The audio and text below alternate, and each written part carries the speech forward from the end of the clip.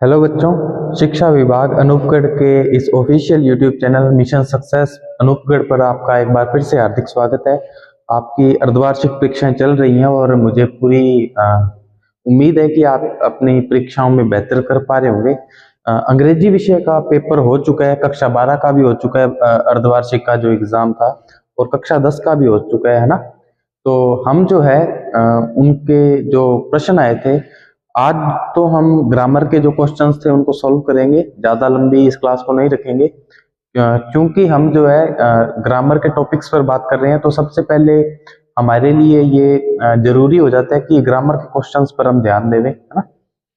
और जैसे जैसे हम अपना दायरा बढ़ाएंगे, जैसे जैसे यहाँ पर आपको अन्य टॉपिक्स के बारे में, अन्य पोर्शन जो आपका सेक्शन है, ग्रामर के अलावा जो सेक्शन है उस पर भी हम बात करेंगे। जैसे जैसे हम उसके बारे में आपको बताएंगे, तो इस परीक्षा में जो सवाल हैं उनके बारे में भी आपको जरूर बताएंगे। और अगर आपको ये क्लासेस पसंद आ रही हैं तो आप अपने साथियों के साथ शेयर जरूर करें और इस मुहिम को आगे बढ़ाएं। देखो, इंग्लिश, ठीक है, कक्षा 12 का अर्धवार्षिक परीक्षा का पेपर है, 2024-25 का हाफ ईयरली एग्जाम है। अंग्रेजी अनिवार्य की बात हो रही है यहाँ पर, इंग्लिश कंपलसरी की बात हो रही है ना। 3.25 घंटे का आपके पास समय था, 4 पेज में ये पेपर था, 18 कुल प्रश्न थे, और आपको जो है रोल नंबर लिखना था और उसके सामने उसका जो अंक बार है प्रश्न का वो इंगित था, लिखित लिखित था पहले से, है ना। चलिए, ये सेक्शन ए था, ठीक है। ये सब कुछ सेक्शन में बंटा हुआ था, इसके बारे में भी चर्चा करेंगे। समय जब आएगा इस पर भी चर्चा करेंगे हम, ठीक है, इन पर भी करेंगे। लेकिन सबसे पहले हम जो है सेक्शन सी जो है हमारा, जो कि हम कर रहे हैं क्लासेस में, सिंथेसिस कर रहे हैं, क्लोजेस कर रहे हैं, कंजंक्शंस पर बात कर रहे हैं, है ना, और फ्रेजल वर्ब्स पर बात करेंगे हम आने वाले दिनों में। तो इन चीजों पर डिस्कस करना हमारे लिए बहुत जरूरी हो जाता है। देखिए, एक आपके प्रश्न आया था, सेक्शन सी आपका ग्रामर से रिलेटेड रहता है, और इसमें question number 6, combine the following sentences using the words given in the brackets. ये जो ब्रैकेट में ये जो शब्द दे रखे हैं ना, इनको यूज करते हुए हमें क्या करना है, इन दो सेंटेंसेस को क्या करना है, कंबाइन करना है, जोड़ना है, एक वाक्य बनाना है ना। कंजंक्शन का यूज करते हुए एक वाक्य बनाना है। ये कंजंक्शन कोऑर्डिनेटिव है, सबऑर्डिनेटिव है, कौन से कंजंक्शन है, ये चीजें हम कंजंक्शंस में पढ़ते हैं, है ना। ये वाक्य कॉम्प्लेक्स बनेगा, कंपाउंड बनेगा, ये हम जो है ये भी हम क्लॉजेज में पढ़ते हैं, ठीक है। तो ये जितने भी आपके टॉपिक्स लगते हैं आपस में जो है घुले मिले टॉपिक हैं, तो सबको पढ़ना जो है अनिवार्य हो जाता है हमारे लिए, ठीक है। चलिए, हम इनको कंबाइन करते हैं। उससे पहले हम इस वाक्य को पढ़ते हैं। पहला वाक्य है, ही फिनिश्ड हिज वर्क, उसने अपना कार्य खत्म कर लिया, समाप्त कर लिया। ही वेंट टू बेड, और वह जो है बेड में गया, यानी सोने चला गया। तो ये बात जाहिर सी बात है कि अपना काम खत्म करने के बाद वो कहाँ गया, बेड पर गया। तो आपको आपके कक्षा अध्यापक ने भी बताया होगा, ठीक है। और मैं फिर से बता देता हूं कि बिफोर और आफ्टर, ये दो जो है इनका आपको यूज अच्छे से पता होना चाहिए, बिफोर और आफ्टर का, ठीक है। अमूमन इसके एक साइड में जो क्लोज होता है उसमें हेड थर्ड होता है, और एक साइड क्या होता है, वर्ब की सेकंड फॉर्म। लेकिन ये एक अच्छा सेंटेंस है, इसमें दोनों तरफ ही क्या दे रखी है, वर्ब की सेकंड फॉर्म। तो सबसे जानने वाली सबसे अच्छी बात क्या है कि दोनों तरफ भी सेकंड फॉर्म का प्रयोग किया जा सकता है, ठीक है। तो ये सबसे अच्छी बात है जानने वाली। कहीं आप इसमें हेड थर्ड ढूंढ रहे हो, गुरु जी हेड थर्ड तो है ही को नहीं, मैं एक साइड तो, अरे एक साइड सेकंड फॉर्म तो दोनों में ही है नहीं। तो इन चीजों पर भी आप फोकस करें, कोई, इसीलिए मैं बोलता हूं कि लैंग्वेज फ्लेक्सिबल होती है, ठीक है। तो आप जो है नियमों में उसको संकुचित ना करें, बाउंड ना करें, ठीक है। और जितनी नई बातें सीखने को मिले सीखते रहें, आप भी सीखें, हमें भी बताएं, हम भी सीखेंगे। चलिए, तो इसको हम कैसे जोड़ कर लिखेंगे। सबसे पहले हमें आफ्टर, जो काम बाद में हुआ है वो हम बाद में लिखेंगे आफ्टर के, है ना। ही वेंट, जो काम पहले हुआ है वो हम आफ्टर के बाद में लिखेंगे। He went to bed, he went to bed after, after after he finished,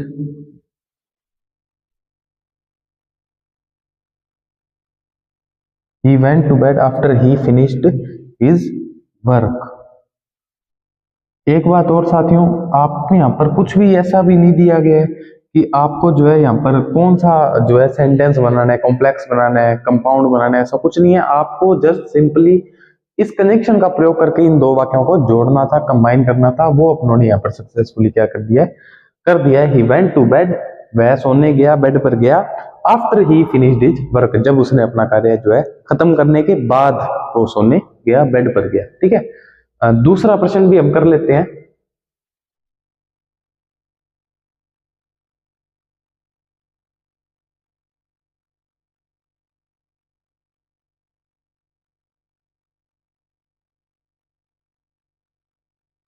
चलिए, I don't know the time, I I don't know the time the school opens then. और इसमें हमें किस कंजंक्शन का प्रयोग करना है, व्हेन का प्रयोग करना है। व्हेन का वैसे तो मतलब क्या होता है, कब, और कब इसका मतलब जब होता है, जब इसको एज ए हम WH वर्ड या इंटेरोगेटिव वाक्य बनाने के लिए प्रयोग करते हैं। और जब इसका मतलब होता है जब, है ना, जब इसका मतलब क्या होता है, जब, तो इसका यूज थोड़ा सा जो है चेंज हो जाता है। ठीक है, तो हम इसको कैसे बनाएंगे, I I do not know, I do not बोल दो, चाहे आई डोंट बोल दो, आप डू नॉट लिख सकते हैं, डोंट भी लिख सकते हैं, कोई दिक्कत वाली बात नहीं है। आई do not no the time, I do not know, I do not no the time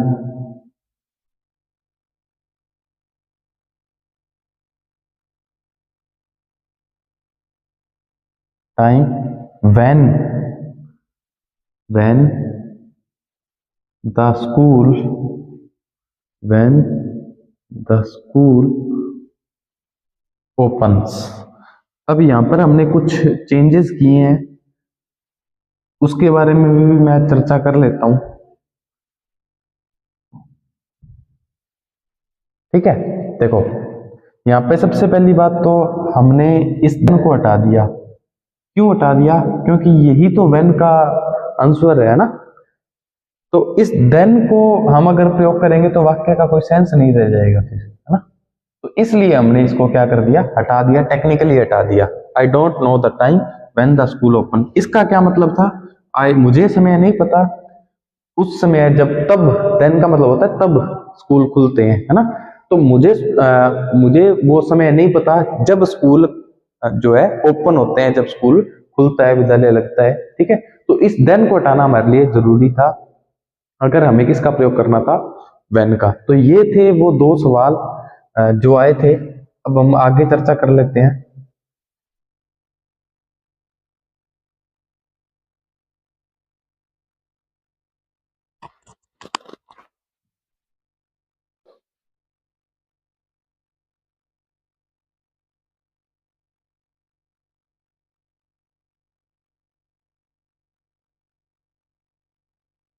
चलिए, अगले जो सवाल थे वो आपके सामने है ना।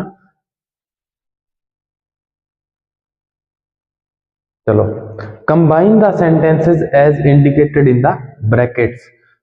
ये जो ब्रैकेट में आपको जो किस सेंटेंस में चेंज करने हैं इन दोनों सेंटेंसेस को, क्लोजेस को, ये आपको ब्रैकेट में दे रखा है कि इन दोनों वाक्यों को जोड़कर आप जो है कंपाउंड सेंटेंस बना दो, इन दोनों को जो है एक सिंपल सेंटेंस बना दो।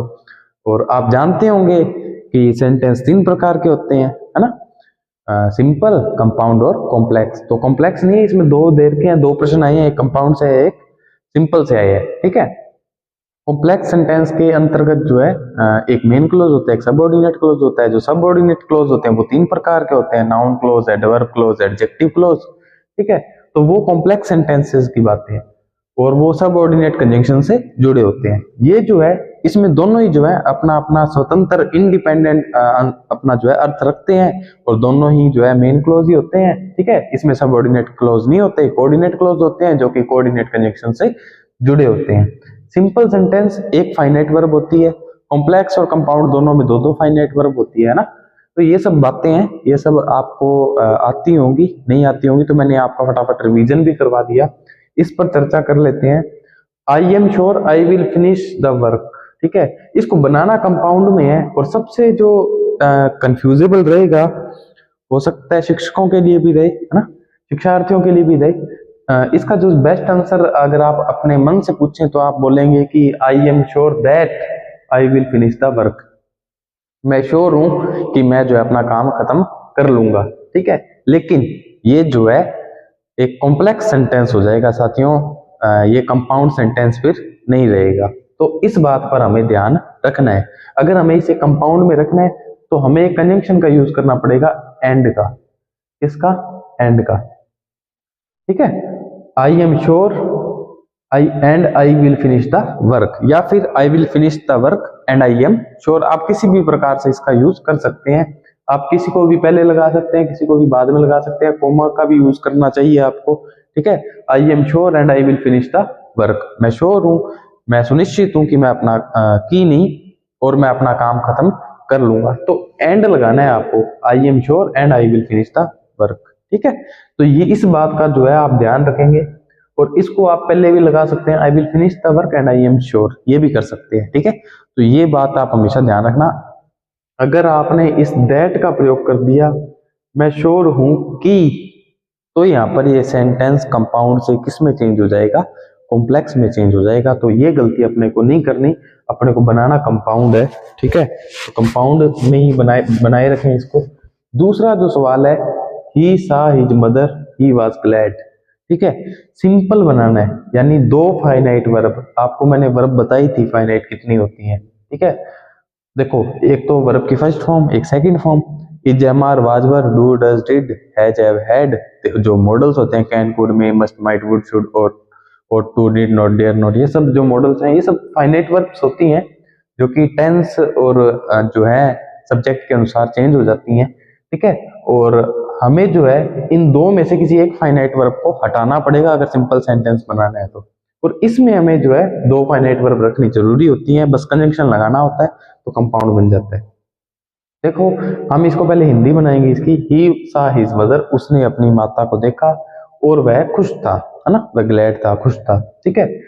तो इसको हम जो है टू इन्फिनेटिव से भी बना सकते हैं, है ना, बना सकते हैं ना। आपने जब ये किए होंगे, सिंथेसिस किए होंगे, है ना, क्लोजेस पढ़े होंगे, सिंथेसिस पढ़े होंगे, तो आपने इस बात को अच्छे से जाना होगा कि हम सेंटेंस को कंबाइन किससे कर सकते हैं? टू इन्फिनेटिव से भी कर सकते हैं, ठीक है। और भी बहुत सारे तरीके होते हैं किसी सेंटेंस को कंबाइन करने के, बस जो टेक्निकली ग्रामेटिकली जो है उस वाक्य का जो है सेंस नहीं बदलना चाहिए, स्ट्रक्चर नहीं बदलना चाहिए, है ना।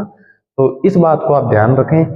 और चलिए इसको सोल्व कर लेते हैं, हम इन सब चीजों को मिटा देते हैं।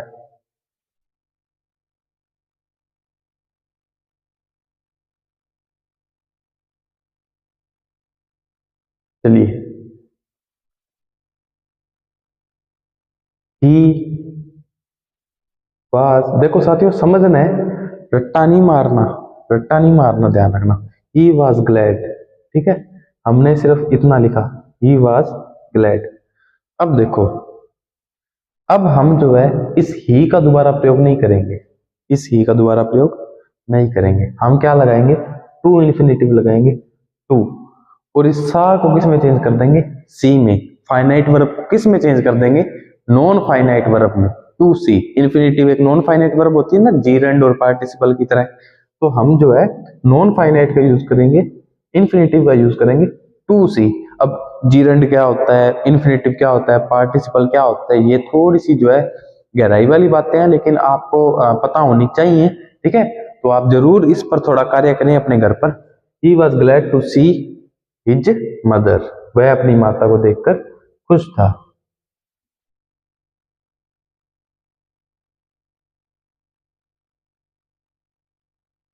देखो, हम वेरीफाई करेंगे कि क्या ये शर्तें पूरी करता है, क्या क्या शर्त पूरी करता है। सिंपल सेंटेंस में एक अर्थ निकलना चाहिए, है ना, इस दोनों को जोड़कर एक अर्थ निकल रहा है।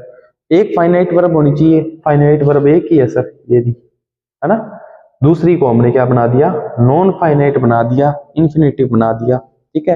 तो इन चीजों का आप ध्यान रखेंगे तो आपका जो है ऐसे, ये तो सिर्फ एक उदाहरण है, आपको सॉल्व करवा रहा हूं मैं पेपर। ऐसे बहुत से उदाहरण है जो कि आपके कक्षा अध्यापक ने आपको पढ़ाए होंगे कक्षा के दौरान, कि कैसे हम जो है कंबाइन कर सकते हैं। तो ये सब चीजें जो है आपके जानने लायक है, आप इन चीजों को जरूर पढ़ें साथियों। प्रश्न जो है ये कोई ज्यादा मुश्किल चीजें नहीं है, आसान चीजें हैं, आप समझ जाएंगे। थोड़ी सी अगर आप मेहनत कर लेंगे तो आप जो है समझ जाएंगे ना। चलिए, प्रश्न नंबर जो 8 है वो क्या कहता है कि right the appropriate phrasal verbs in the following sentences forming term with the help of verbs given in the brackets, कि ऐसी फ्रेजल वर्ब का प्रयोग करो जिससे जो है इसका अच्छे से अर्थ निकल जाए, है ना। तो देखो, his request for transfer was, और रिक्त स्थान दे रखे और क्या दे रखा है, टर्न। आपके टर्न जो है आपके गिनी चुनी तो फ्रेजल वर्ब्स लगती हैं, है ना, तो आपको सारी याद होनी चाहिए। नहीं होगी तो मैं करवा दूंगा, कोई दिक्कत वाली बात नहीं है। इसी प्लेटफॉर्म पर यहीं पर ही आपको जो है सारी फ्रेजल वर्ब्स जो है मैं यहाँ पे करवा दूंगा। उन्हीं में से जो है आपके बोर्ड परीक्षा परिणाम में जो बोर्ड परीक्षा है उनमें से आ जाएगी। पूरी पूरी संभावनाएं रहती हैं, क्योंकि हम तो प्रयास कर सकते हैं ना, जितना आपको ज्यादा अभ्यास करवा सकूंगा करवा दूंगा। और इन्हीं में से आना है साथियों, कोई पेपर सिलेबस से बाहर तो आ नहीं सकता है ना। तो अपने पूरा प्रयास करेंगे कि जो है आप अपने बोर्ड परीक्षा परिणाम में अच्छा कर पाए, ठीक है। देखो साथियों, एक फ्रेजल वर्ब होती है turn down. Turn down, turn down का मतलब होता है रिजेक्ट करना। क्या होता है? रिजेक्ट करना। अब कहोगे सर आपको कैसे पता? तो ये मुझे इसलिए पता है क्योंकि मैंने पढ़ा है, मुझे याद है ना। तो आपने भी अगर याद किया होगा, थोड़ी सी कुछ चीजें होती हैं याद करने वाली, कुछ होती हैं समझने वाली। तो ये जो चीजें हैं वो याद करने वाली हैं कि सर टर्न डाउन का मतलब, टर्न अवे का मतलब, टर्न ऑन का मतलब, टर्न ऑफ का मतलब, ये सब चीजें जो है ये आपको याद करनी है कि इसका मतलब क्या है, ठीक है। तो यहाँ पर जो एप्रोप्रिएट, जो उचित जो फ्रेजल वर्ब होगी वो क्या होगी? Turned down. हम इसको जो है टर्न को टर्न्ड लिखेंगे, टर्न्ड। क्यों?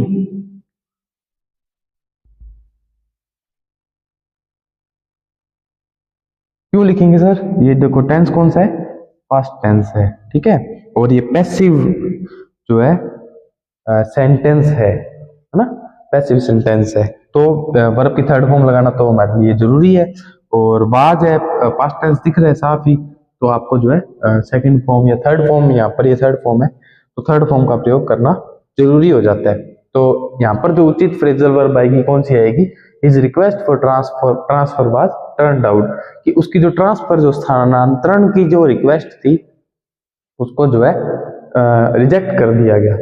A student should the orders of his teacher carry. Carry नाम से आपके जो है फ्रेजल वर्ब्स लगती हैं।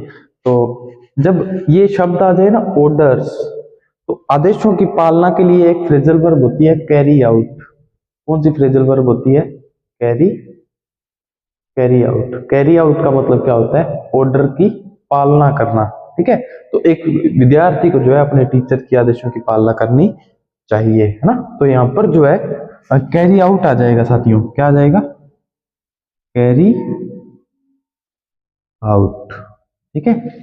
तो a student should carry out the orders of his teacher. एक अच्छे विद्यार्थी को अपने शिक्षक की आदेशों की पालना करनी चाहिए। तो ये थे सवाल, अपना सवाल नंबर 8 था ये, ठीक है। ये सब चीजें याद करने वाली हैं, कुछ समझने वाली भी हैं, उनको समझे। समझने वाला क्या है कि सर फ्रेजल वर्ब कैसे बनती है? Phrasal verb verb plus preposition या वर्ब प्लस एडवर्ब से मिलकर बनती है, ठीक है। चलिए, और आज का जो हमारा अंतिम जो सवाल है, क्वेश्चन नंबर 9 है, जिसके अंदर 2 सवाल है, वो हम कर लेते हैं। Fill in the blanks with appropriate word from the brackets, कि ये 2 शब्द आपको दे रखे हैं, इन दोनों में से कोई एक ही आपको जो है फिलअप करना है। और आपने जो है कोरिलेटिव कंजंक्शंस भी पढ़े होंगे, कंजंक्शंस पढ़े होंगे, सबऑर्डिनेट, कोऑर्डिनेट, कोरिलेटिव, है ना। तो अगर आपने वो कंजंक्शंस पढ़े हैं तो आप इस सवालों को आसानी से हल कर पाएंगे। ऐसा कोई भी सवाल नहीं है साथियों जो कि आपके कक्षा अध्यापक ने आपको कक्षा के दौरान जो है वो टॉपिक करवाया और उससे बाहर चला गया हो, ऐसा कोई भी सवाल नहीं है, डेफिनेटली नहीं होगा, ठीक है। अगर आपने अच्छे से पढ़ाई की है, मेहनत की है, याद किया था, तो अगर कमी रही होगी तो बिल्कुल आपकी तरफ से ही रही होगी, है ना, विद्यार्थी की तरफ से रही होगी। तो थोड़ी बहुत जो है आप मेहनत करें और आप जो है अच्छा कर पाएंगे अपने परीक्षा में। The noise was too loud, देखो साथियों टू लाउड है ना, ये देखो टू टू बोल देते हैं ना। The noise was too loud for me to, अब ये टू और टू का कॉम्बिनेशन होता है, टू और टू का कॉम्बिनेशन होता है साथियों, ना कि दोनों टू का, है ना। दोनों टू का कॉम्बिनेशन होता ही नहीं है, सिर्फ इन दो का ही कॉम्बिनेशन होता है। एक में डबल ओ लगता है और एक में एक सिंगल ओ लगता है, और पहले ये वाला आता है फिर ये वाला आता है, इसके बीच में कुछ शब्द भी आते हैं। कि इतनी आवाज तेज थी कि मैं जो है इसे सुन नहीं सकता था। ये एक नेगेटिव सेंस बताने के लिए ऐसे वाक्यों का प्रयोग, ऐसे कंजंक्शंस का प्रयोग किया जाता है। The batsman dash dash dash the bowlers played well, yet का मतलब होता है तथापि, कि बैट्समैन, और इसके बाद अगर आप येट लगा देंगे तो इस बात का कोई भी सेंस जो है नहीं बनता है। येट का तो आप जो है एज ए कंजंक्शन यूज करेंगे तो वाक्य के बीच में करेंगे, है ना, या लास्ट में करेंगे, ठीक है। द बैट्समैन, भाई बल्लेबाज जो था, येट द बॉलर्स, फिर भी बल्लेबाज फिर भी बॉलर्स अच्छा खेले, ऐसा कोई भी जो वाक्य है बनता नहीं है। फिर एक ही ऑप्शन बचता है जो कि आपका आंसर होगा क्या, कि the batsman as well as the bowler, बल्लेबाज के साथ साथ जो बॉलर्स थे अच्छा खेले, बल्लेबाज के साथ जो बॉलर्स थे वो अच्छा खेले, एज वेल एज, ठीक है। तो ये जो है आपके 4 सवाल थे, टोटल 8 सवाल थे, ठीक है। तो मुझे पूरी उम्मीद है कि आपने जो है इन सवालों को हल कर किया होगा और समझा होगा। और अभी भी अगर आपको कुछ समझ में नहीं आ रहा है तो आप कमेंट सेक्शन में बताएं, हम आपकी क्वेरीज को जो है कमेंट सेक्शन में रिजॉल्व करते हैं और आगे भी करेंगे, ठीक है। ये 9, 8, 7 और जो है 6, जो आपके टोटल 8 सवाल थे, इसको हमने सक्सेसफुली जो है हल कर लिया है। और बचा हुआ जो पोर्शन है वो भी हम आपके सामने जल्दी लेकर आएंगे। उससे पहले हमारी कोशिश है कि आपको जो है उन टॉपिक्स के बारे में कुछ कुछ जो है अभ्यास करवा दिया जाए, ताकि फिर जो है ये हम अर्धवार्षिक का जो पेपर है वो आपके सामने हल करवाएं। और भी जितना भी हमारी तरफ से आपके लिए हो सकेगा वो हम करेंगे। शिक्षा विभाग अनूपगढ़ समर्पित है जिले के समस्त जो विद्यार्थी हैं उनके जो है बोर्ड परीक्षा परिणाम को बेहतर करना, उनके विषयों जो कि जिनको वो खुद शैक्षिक रूप से जो है पिछड़ा समझते हैं, कि अपने विषय को कमजोर समझते हैं, उन विषयों को जो है अच्छी तरीके से समझाने के लिए शिक्षा विभाग अनूपगढ़ समर्पित है इस प्लेटफॉर्म के माध्यम से, ठीक है साथियों। मैं पटल Arora, coordinator mission success, senior teacher English. मिलेंगे किसी नेक्स्ट क्लास में किसी नए बात, किसी नए विचार के साथ। तब तक के लिए राम राम, जय हिंद।